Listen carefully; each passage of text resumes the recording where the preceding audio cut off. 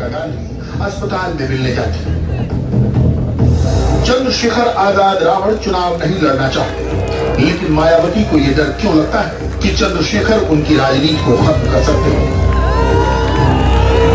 ये दिलचस्प राजनीति आज हम पूरे देश को समझाएंगे, लेकिन सबसे पहले कहानी शुरू होगी 20 दिसंबर 2019 इस तस्वीर से।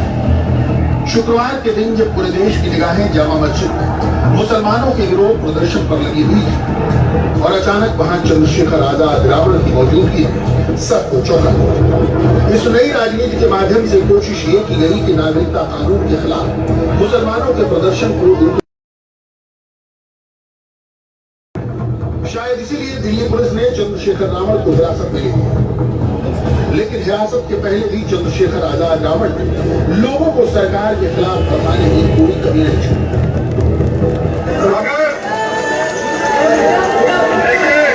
याद रखिए, आप हमारे जाने के बाद इस आंदोलन को पीसफुली चलाते रहे।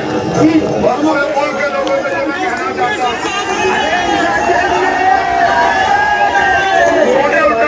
मैं तो अपनी कौम के लिए यहाँ करिए ना, मैं तो जान देने को तैयार हूँ, लेकिन मैं मरने नहीं दूंगा। शांति बनाए रखिए,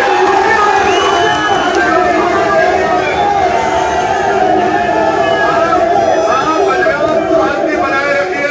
कम से कम तो उल्टा रखाएंगे ले जाके। मैं कह रहा हूँ आप मेरा खत्म करवाइए, बाप मैं चलने को तैयार हूँ।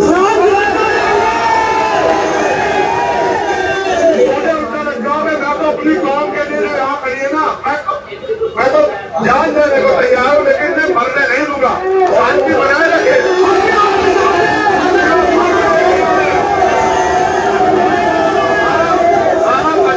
शांति बनाए रखिए। अब आप ये स्टेटमेंट दे दीजिए, आप इसे कह दीजिए कि हम कानून बना रहे हैं, कोई मुसलमान के कागज नहीं चेक होंगे, दलित के होंगे, हम इसको स्वीकार करके हम प्रोटेस्ट खत्म कर देते हैं। मैं कह रहा हूँ हमने फांसी का बंदा कबूल कर लेंगे, क्या बुराई है। शहीद हो गए हमारे लोगों ने, याद रखेंगे। उस दिन जामा मस्जिद के प्रदर्शन में पुलिस ने कोई हिंसक कार्रवाई नहीं की, लेकिन चंद्रशेखर रावण ने क्या कहा सुन। महमूद भाई ने कहा हाथ बांध लो, ऐसे पीछे बांध के दिखाओ सबको।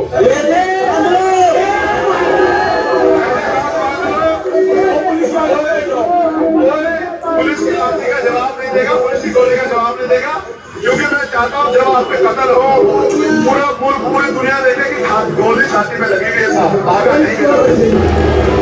दिल्ली में हुए इस तरह के उग्र भाषणों के 2 दिन बाद प्रधानमंत्री नरेंद्र मोदी ने कहा कि नागरिकता संशोधन कानून से सबसे ज्यादा लाभ अनुसूचित जाति के लोगों को होगा, लेकिन अनुसूचित जाति के नेता ही इसका विरोध कर रहे हैं। प्रधानमंत्री ने नाम नहीं लिया, लेकिन उनका इशारा चंद्रशेखर आजाद रावण की ओर था। मैं हैरान हूं, कुछ दलित नेता भी बिना समझे इसमें घुस गए। जब मेरी बात सुनेंगे तो समझेंगे। उनको मालूम होना चाहिए कि पाकिस्तान से जो अधिकतर जो हमारे शरणार्थी आए हैं वो मेरे दलित भाई बहन हैं, दलित परिवार के भाइयों बहनों। ये वो दलित परिवार है जिनको पाकिस्तान में बंधुआ मजदूर बनाकर रखा गया था।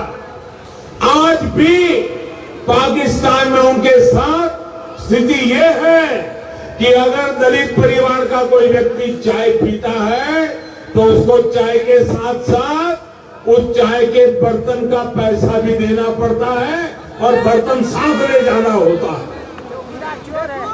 आज भी पाकिस्तान में यह हाल है। चंद्रशेखर आजाद रावण का जन्म उत्तर प्रदेश के सहारनपुर के गढ़खौली गांव में हुआ। उनकी उम्र 33 साल है।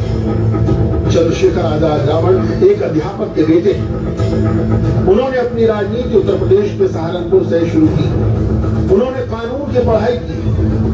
अपने बयानों में वो कहते हैं कि स्कूल के दिनों में होने वाली छुआछूत की वजह से उनके मन में आंदोलन की भावना ने जोर। वर्ष 2017 में सहारनपुर में हुई एक हिंसा के मामले में उनकी गिरफ्तारी के बाद उन्होंने पूरे देश में सुर्खियां बढ़ी। इसके बाद वो कई बार गिरफ्तार हुए।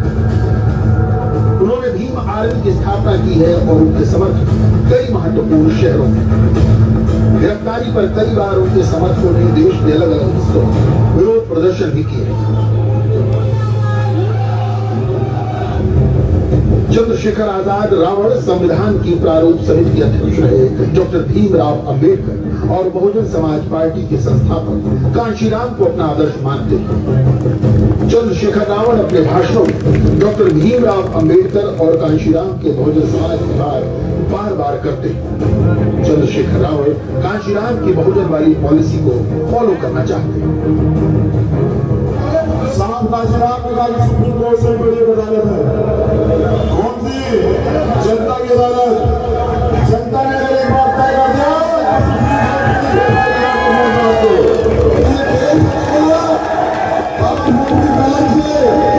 बाबा साहब का नारा था 1000 तलवार और 1 कलम। आज भी कलम बहुत ताकत रखती है, बहुत ताकतवर है। एक बार जो लिखा जाता है वो करता नहीं है। साहब एक नारा दिया करते थे, वो नारा था कि 85% और ये 15% राज कर रहा है। अभी कुछ किया हुई है। साथ से आप कहते हैं भाई नारे को बदल देगा, पूरा चेंज कर रहा हूँ। अब मैं इस नारे को बदल रहा हूँ। अब मैं इसे यहाँ चाहता हूँ जो देश का 85% टॉपना था, इसे अमेरिका से उसका पीड़ित किया गया। मैं चाहता हूँ उसी घर पे आए और जिन लोगों ने उनको अत्याचार किया, हमारे व्यवस्थाओं में कमजोर किया, वो लोग जमीन पे एक बार ये दिन भी मैं देखना चाहता हूँ। बाबा साहब के बच्चे मीट तो सकते हैं लेकिन चुप नहीं सकते। मैं बार बार समझाता हूँ कि देश बाबा साहब के संविधान से चलेगा, मनुस्मृति से देश। बहुजन शेर है, बस जगाने की देर है। इन भाषणों ने अनुसूचित जाति के युवाओं के बीच चंद्रशेखर आजाद रावण की लोकप्रियता काफी बढ़ा दी है, लेकिन बहुजन की राजनीति को कांशीराम भी लागू नहीं कर पाए। तो क्या ये कठिन काम चंद्रशेखर रावण कर सकते हैं?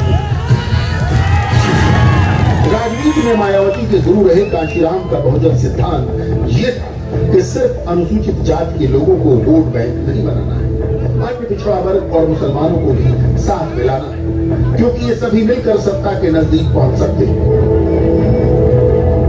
कांशीराम ने ये राजनीतिक प्रयोग करते हुए मुलायम और मायावती की गठबंधन सरकार बनवाई, लेकिन लखनऊ में गेस्ट हाउस कांड की वजह से ये बहुजन का राजनीतिक प्रयोग फेल और चंद्रशेखर आजाद रावण इसी प्रयोग को दोबारा जिंदा करना चाहते हैं। राष्ट्रीय स्वयंसेवक संघ को अपना सबसे बड़ा विरोध मानते हैं। अपने भाइयों का खोज देंगे और हम सबसे ऊपर इससे बचा कि पहले रोटी हम खाएंगे। तो मुसलमानों से खतरा नहीं है भाई, इस देश को खतरा है तो संघियों से। इस देश को खतरा है तो हिटलर की औलादों से खतरा है। ये सावरकर के रिश्तेदार हमें इस देश से नहीं निकाल सकते।